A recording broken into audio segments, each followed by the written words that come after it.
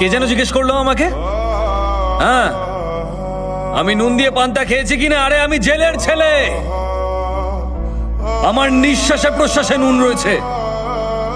Sorry, এই সভায় কেউ তো চেন্নাই থেকে আসেননি, বাইরে থেকে কারা কারা এসছেন একটু হাত তুলুন।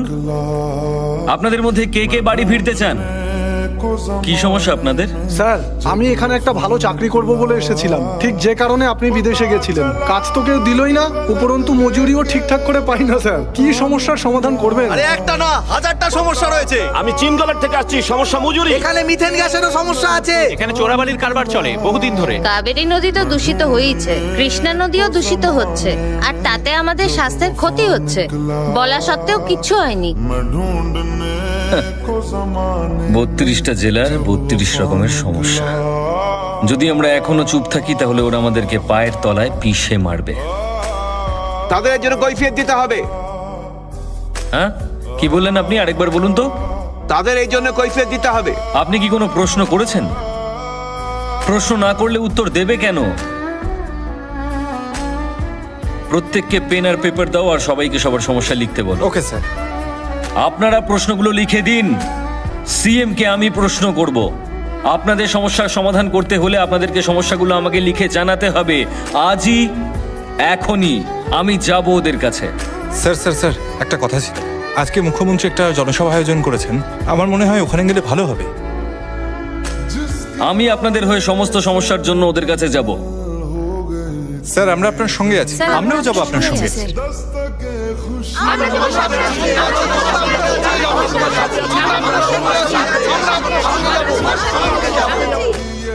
আমি একা গেলে কাজটা তাড়াতাড়ি হবে, কিন্তু আপনারা সকলে গেলে যে কোনো রকমের ঝামেলা হলেও হতে পারে।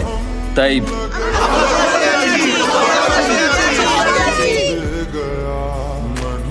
চলুন। দাদা শুনছো, সুন্দর নাকি লোকজন নিয়ে আমাদের এই মিটিং এর দিকে আসছে। তাই নাকি? আসতে দে। আরো শুনলাম বাইক নিয়ে আসছে নাকি ওরা।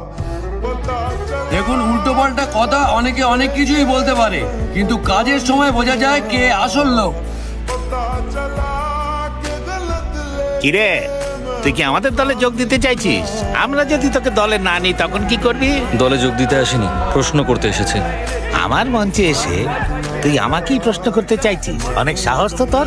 উঠতে চাইছিস ও? যখন ডানা ছেটে দেব তখন বুঝতে পারবি কত ধানে কত চাল।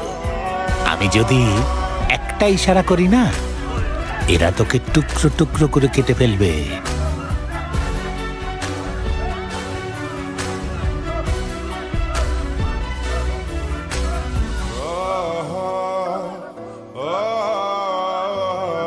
এই রাজ্যের 32টা জেলায় 32 রকমের সমস্যা রয়েছে স্যার। রাজ্যের জনগণ প্রচন্ড কষ্ট পাচ্ছেন। আপনি যদি এই ইলেকশনে জিততে চান তাহলে মাইকে গিয়ে প্রতিশ্রুতি দিন। আমি আমার নমিনেশন উইথড্র করে নেব।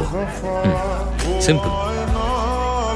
তুই যে স্কুলে পড়েছিস না, তার হেডমাস্টার ছিলাম আমি, আর তুই আমাকেই শেখাতে এসেছিস। আমি ভীষণ ভয় পেয়ে গেছি রে। চল বাড়ি চলে যাই।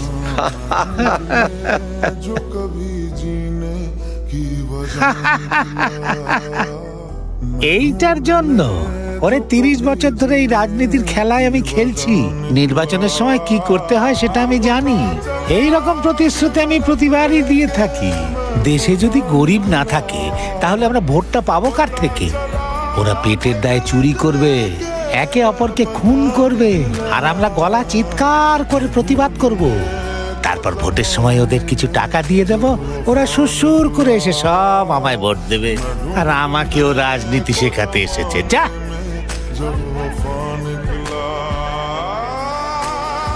না, আপনি বোধহয় একটু ভুল করছেন। ওরা নিজেদের খিদে আর কষ্টটাকে সহ্য করতে পারে, কিন্তু আপনি যদি ওদেরকে কুকুর মনে করেন না, তাহলে কি হবে জানেন? কেটে পিস পিস করে দেবে।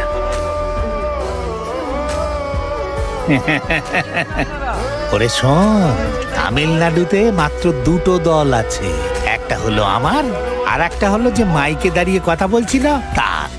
এখন তো সেও আমাদের দলের সঙ্গে যুক্ত হয়েছে, কাজেই এখন আমাদের ফুল মেজরিটি।